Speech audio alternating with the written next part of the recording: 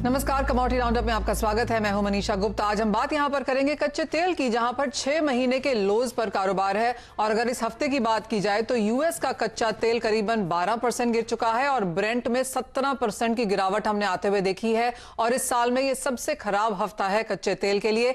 आगे कैसे रह सकते हैं भाव, बताएंगे आपको। साथ ही बात करेंगे यहाँ पे सोने चांदी की, जहां पर हमने अब थोड़ी चमक बढ़ते हुए देखी है। ये हफ्ता पॉजिटिव तरीके से बंद होने वाला है। जिस तरह से ग्लोबल सेंट्रल बैंक्स ने यहाँ पर रेट्स तो बढ़ाए हैं, लेकिन रिसेशन की चिंताएं भी साथ में जताई हैं, उसका फायदा सोने को मिला है। साथ ही बात करेंगे खाने के तेलों पर, क्योंकि यहां पर कल की मीटिंग के बाद अब यह माना जा रहा है कि तीसरी बार खाने की तेल की कंपनियों को बोला गया है कि 8 से 10 रुपए प्रति लीटर के भाव यहां पर कम किए जाएं। इन सब पर बात करने के लिए हमारे साथ जुड़े हैं कुवरजी ग्रुप के रवि दियोरा, एमिरेट्स एनबीडी के धर्मेश भाटिया, और खाने के तेलों पर बात करेंगे solvent extractor association of India के ईडी डॉक्टर बीवी मेहता से। शुरुआत लेकिन यहां पर कच्चे तेल के साथ कर लेते हैं, क्योंकि यहां पर बड़ी खबर बनती हुई नजर आई है। 6 महीने के लोज पर कच्चे तेल की वैरायटीज हैं, और सिर्फ कच्चा तेल नहीं, heating oil, gasoline, natural gas में गिरावट देखने को मिली है। इन्वेंट्रीज में जिस तरह का इजाफा आया है उसका तो असर पड़ा ही है, साथ में रिसेशन की चिंताएं भी बाजार में फिर से बनती हुई नजर आई हैं। धर्मेश, कैसे देखते हैं आप इन करंट प्राइसेस को? हल्का सा रिबाउंड यहां पर जरूर है, लेकिन 89 और 94 किस तरह आपकी स्क्रीन पर? देखिए मनीषा जी, कच्चे तेल की बात करो तो इनफैक्ट मैं पिछले हफ्ते भी काफी श्योर था कि मार्केट में और मंदी आएगी, और मैं एक्सपेक्ट करता हूँ कि 90 के स्तर भी ब्रेक करेंगे। और देखिए ऑलमोस्ट 88 के स्तर आ चुके हैं।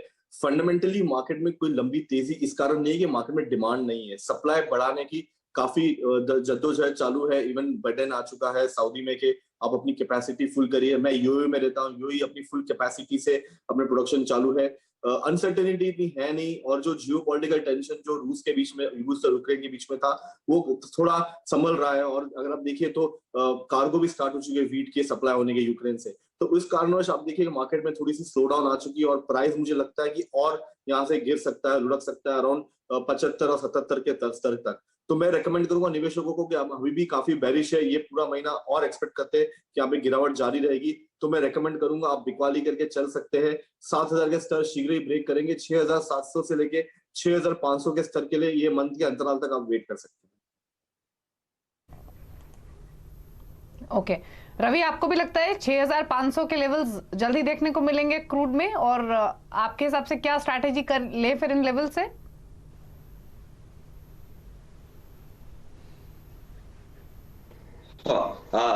जरूर से, जैसे धर्मेश ने बात किया, आज शुरुआत से ऐसा लग रहा था कि प्राइसेस में कुछ उछाल देखने को मिलेगा। जब ओपेक प्लस नेशन ने 1 लाख बैरल पर डे का जो प्रोडक्शन राइज के लिया, तो काफी लिमिटेड राइज लिया, तो मार्केट में थोड़ा फियर था।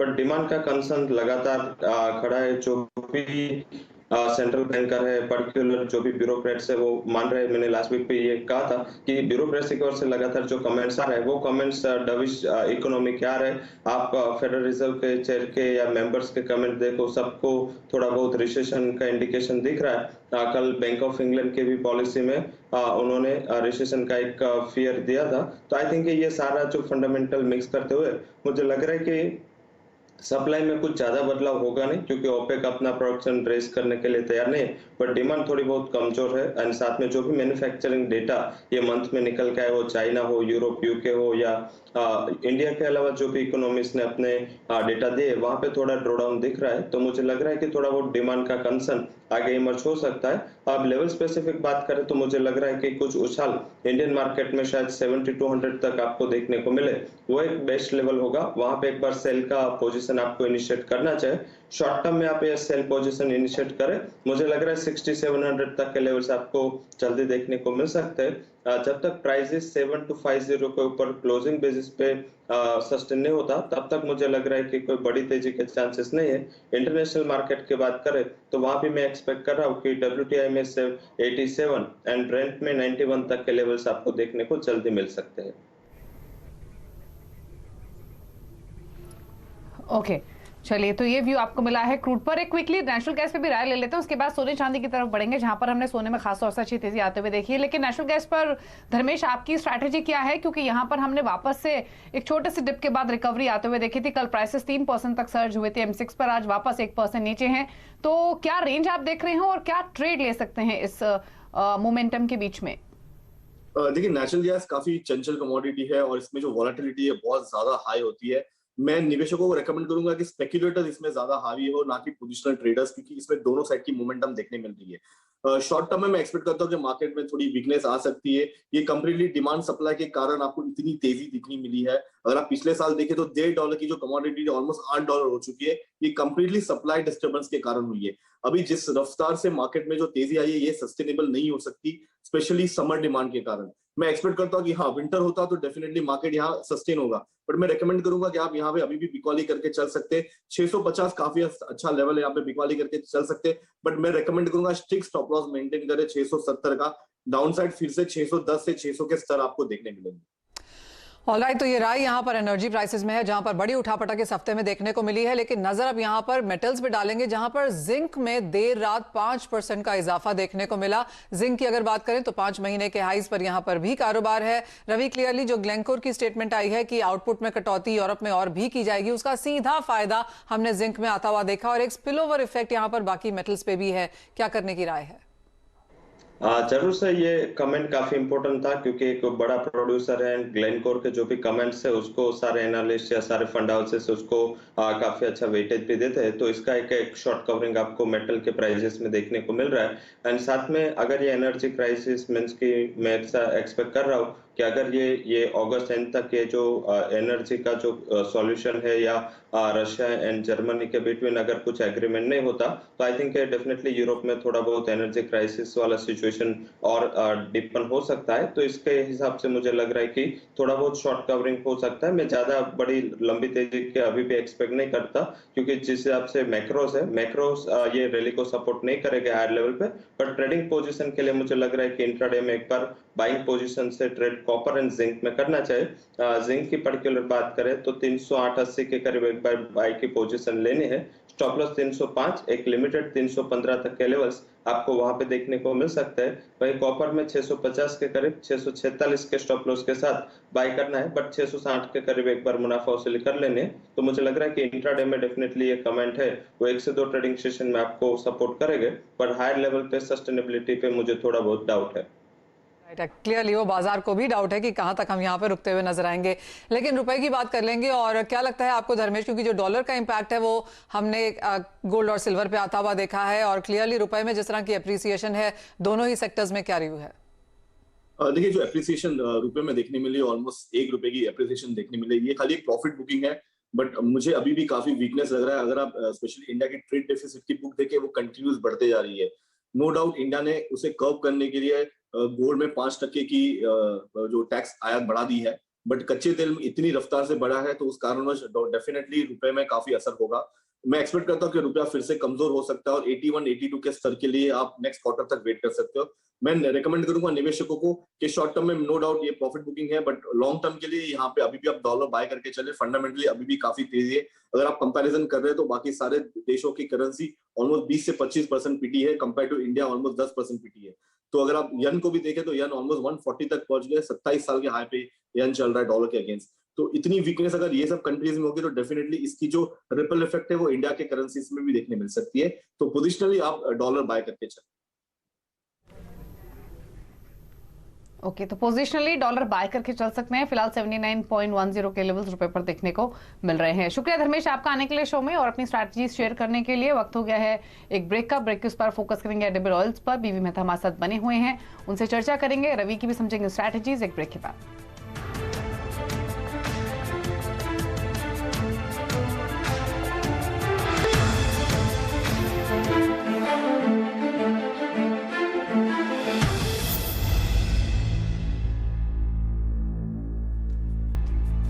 नमस्कार। सरकार ने तेल कंपनियों से ₹10 तक कीमतों में कटौती करने के लिए फिर से कहा है, जिसकी खबर हमने CNBC आवाज पर आपको सबसे पहले दी थी। हमसे एक्सक्लूसिव बातचीत में फूड सेक्रेटरी सुधांशु पांडे ने बैठक से पहले ही कहा था कि सरकार कीमतों में 8 से 10 रुपए की कटौती चाहती है। जो सरकार के इंटरवेंशंस हैं, सरकार ने जो कदम उठाए हैं, कंपनियों के साथ लगातार चर्चा की हुई है। इंपोर्टर्स के साथ हमारी कल एक चर्चा हुई, और बाकी जो कंपनीज हैं, जो मेजर प्लेयर्स हैं, उन सब के साथ एक चर्चा होनी है। और हमें उम्मीद है कि जो ये बेनिफिट प्राइस फॉल का है ग्लोबल लेवल पे, उसका बेनिफिट जो है इंडियन कंज्यूमर को भी मिलेगा। और हम उम्मीद करते हैं कि 8 से 10 रुपए फर्दर रिडक्शन जो है वो कंपनीज करने के ऊपर विचार करेंगी। ये सुधांशु पांडे जी ने हमसे कल कहा था कि इस हफ्ते में एक्सपोर्टर से एक मीटिंग हुई है और एक मीटिंग यहाँ पर जो तेल की कंपनीज हैं उनसे भी हुई है। हमारे साथ डॉक्टर बीवी मेहता अब यहाँ पर जुड़े हैं। डॉक्टर मेहता, ये तीसरी बार है जब सरकार की तरफ से ये इनिशिएशन आया है कि भाव और कम किए जाएं।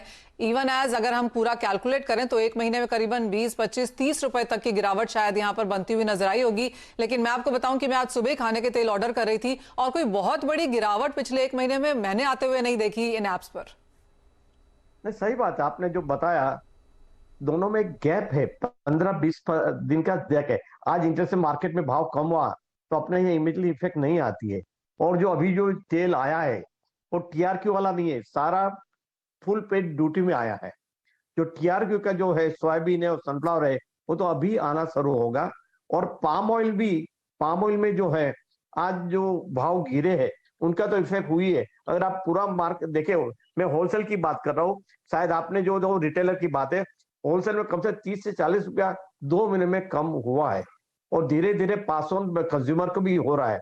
और हमारी उम्मीद है कि पाम का जो भी गैप है, पाम और सोया में कम से $350 का फर्क है। इसके लिए पाम 5% ड्यूटी भर के भी ज्यादा आएगा। जुलाई में भी मेरे ख्याल से 5 लाख टन आया है और अगस्त में भी अच्छी क्वांटिटी 5 लाख से ज्यादा आएगी, तो उसका काफी प्रेशर बनने वाला है।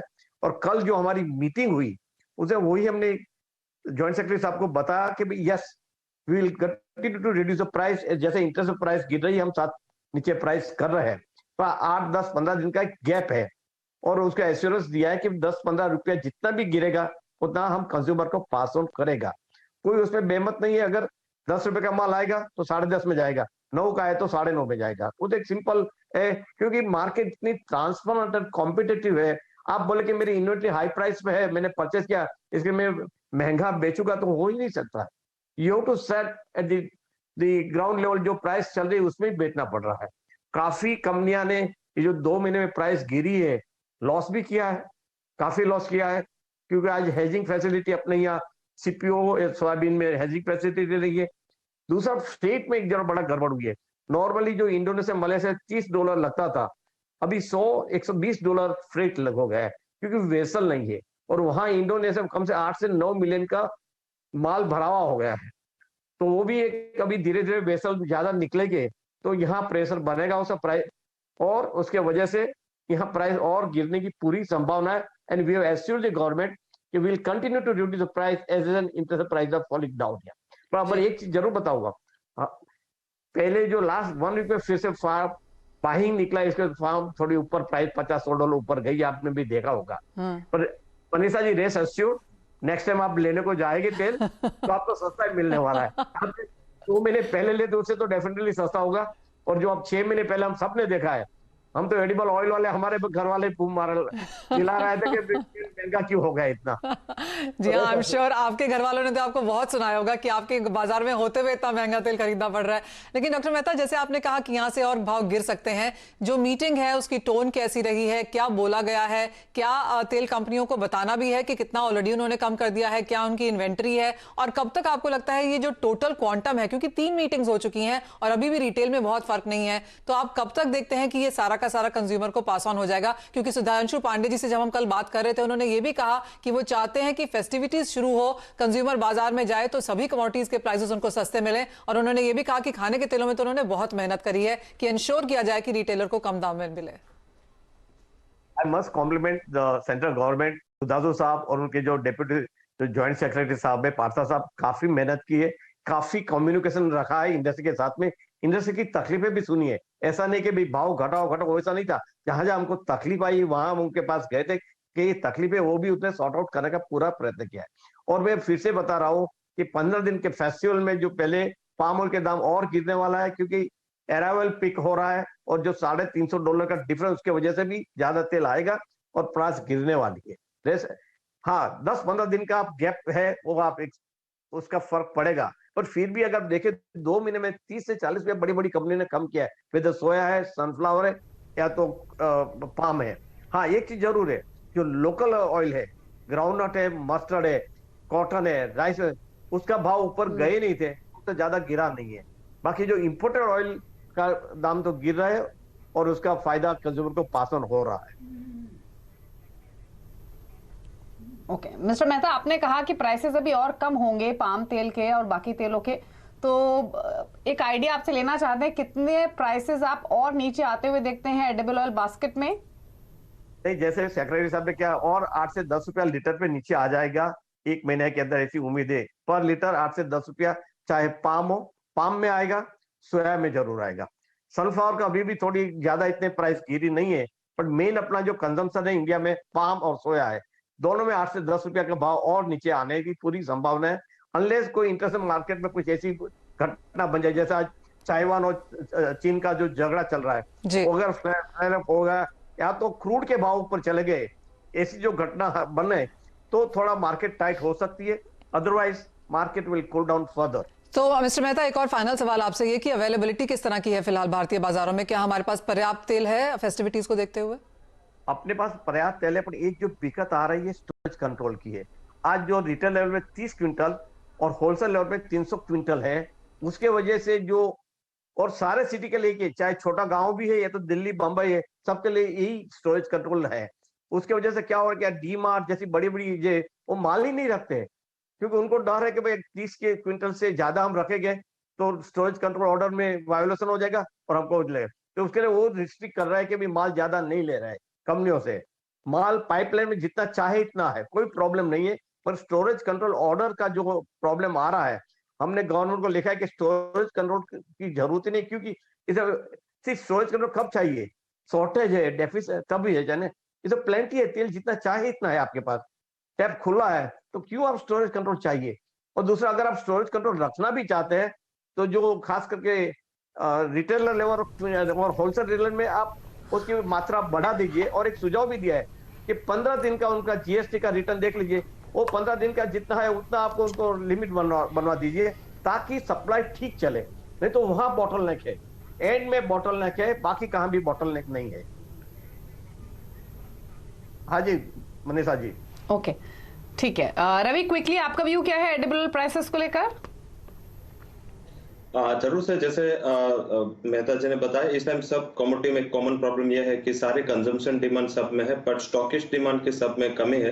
इस हिसाब से प्राइसेस में देखें तो एक कम वोलेटिलिटी वाला ट्रेड वहां पे देखने को मिल रहा है। पर्टिकुलर नीचे के लेवल से सीपीओ हो या सोया ऑयल हो, उसमें थोड़ा बहुत 3 से 5% का ऑलरेडी जंप आ चुका है प्राइसेस में। मुझे लग रहा है कि यहाँ से ज्यादा प्राइसेस बढ़ने नहीं चाहिए। सेकंड, कि जो अभी इंडोनेशिया का नया पॉलिसी भी आने वाला है, जो लास्ट टाइम भी हाईलाइट हुआ था कि पर्टिकुलर वो लोग अभी एक्सपोर्ट प्रमोशन के लिए जो पॉलिसीज बना रहे, तो I think definitely well balance supply में प्राइसेस ऊपर जाना थोड़ा पॉसिबल कम रहता है। तो मुझे लग रहा है कि फेस्टिविटी अच्छी जाएगी इंडस्ट्री की भी और कस्टमर की भी।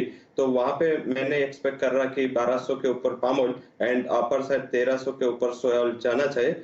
मेरे हिसाब से ब्रॉडरली प्राइसेस का जो सीपीओ का रेंज है, मैं एक्सपेक्ट कर रहा हूँ नीचे 1070-80 से लेके 1200 तक के प्राइसेस के रेंज शॉर्ट टर्म में देखने को मिल सकते हैं। वही सोया ऑयल में भी नीचे 1150 से लेके 1300 के रेंज में एक ब्रॉडर ट्रेड हो सकता है, बट मेरे हिसाब से प्राइसेस में फ्लक्चुएशन कम होगा। बट प्राइसेस में मुझे लग रहा है कि अगर हायर लेवल पे कोई फिजिकल व्यापारी हो तो सस्टेनेबिलिटी कम है, तो अपना पोजीशन हेज करके चले, तो आई थिंक 1170-80 के करीब आए तो एक बार अच्छा बिक वाली का वो मौका उसको देखना चाहिए। मैं उससे बियॉन्ड प्राइसेस को एक्सपेक्ट ये फंडामेंटल पे नहीं कर रहा।